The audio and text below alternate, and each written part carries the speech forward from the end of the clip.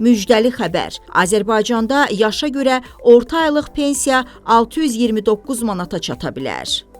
2026-cı il üzrə əmək pensiyalarının maliyyələşdirilməsi üçün ayrılan vəsait 2025-ci ilin təsdiqlənmiş xərcləri ilə müqayisədə 782,4 milyon manat və ya 10,9% artımla nəzərdə tutulub. Report xəbər verir ki, bunu Əmək və Əhalinin Sosial Müdafiəsi naziri Anar Əliyev bildirib. O qeyd edib ki, bunun 81,2% və ya 635,6 milyon manatı indeksasiya xərclərinin, digər hissəsi isə yeni təyin olunan və yenidən hesablanan pensiyaların məbləğlərinin maliyyələşdirilməsi ilə bağlı xərclərin payına düşür. Proqnoz göstəricilərə əsasən 2026-cı il üzrə indeksasiyanın təqribən 9,2% səviyyəsində olması, orta pensiyanın məbləğinin isə yenə də 9,2% artaraq 590 manata, yaşa görə pensiyanın məbləğinin isə 629 manata çatması proqnozlaşdırılır.